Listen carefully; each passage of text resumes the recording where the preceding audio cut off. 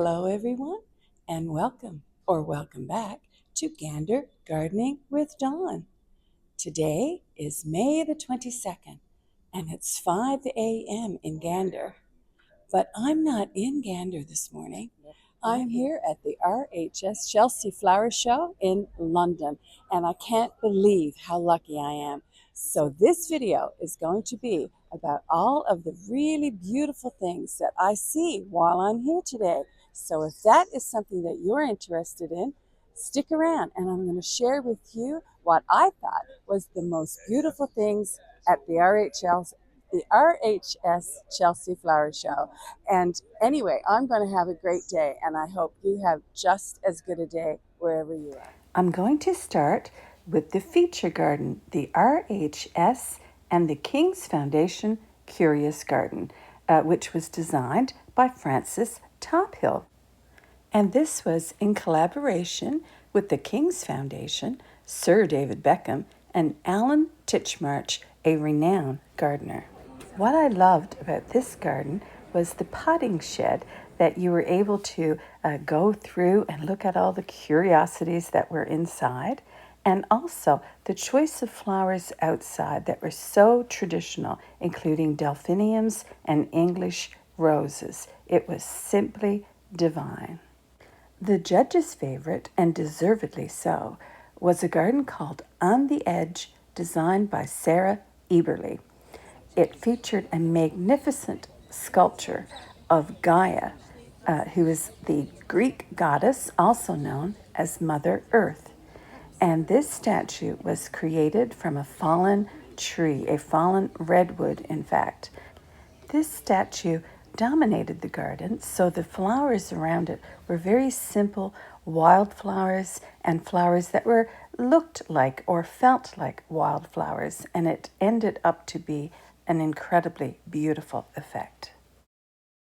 Perhaps the most colorful garden in the show was a garden for every Parkinson's journey, designed by Erit Anderson.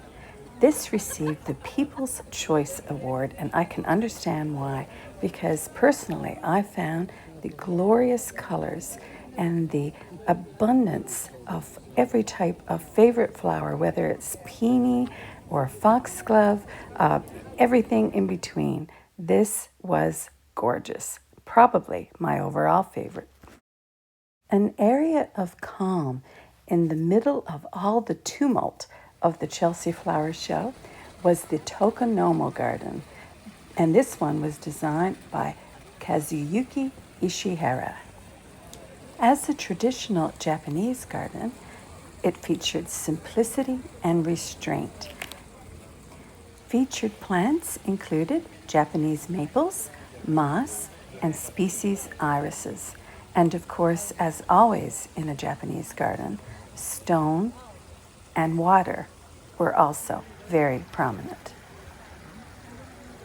I was very fortunate and had a chance to meet Mr. Ishihara and congratulate him on his incredibly beautiful and serene garden.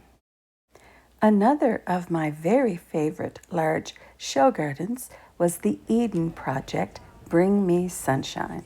This one was created by Harry Holding and Alex Michaelis. This one received 2 medals, silver gilt, and also the Environment Innovation Award. But the reason that it was one of my favorites was the use of color.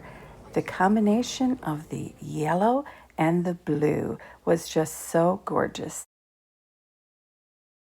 including alliums and baptisia and many others. The next area that I checked out was the balcony and container garden section. And the first one that I want to share with you is called the Angel's Share, designed by May Sterry. And this one also features a favorite combination of mine, bluey purple with yellowy apricot. This time using campanulas and geums. This next balcony garden was designed by Susie Kennedy, and it's called Tales from the Riverbank. and it was brilliantly inspired by gardens on houseboats. The Wittard of Chelsea Garden was designed by Ollie Pike, and it was inspired by a teapot and a type of tea called Wittard.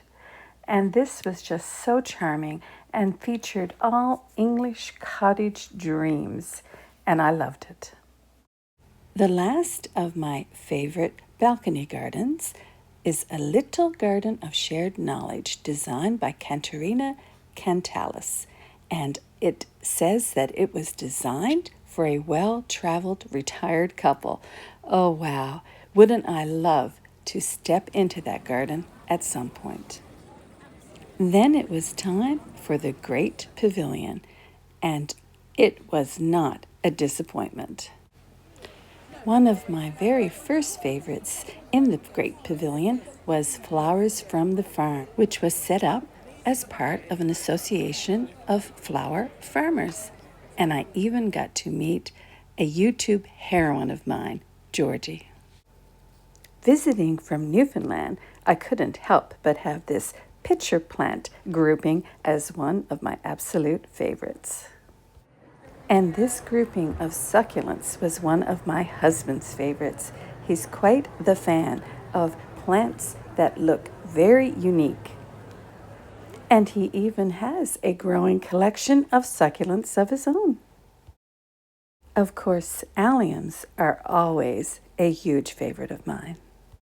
This last favorite in the Great Pavilion was agreed on by both myself and my husband. It's from South Africa, and it was called After the Fire, and it just demonstrates resilience.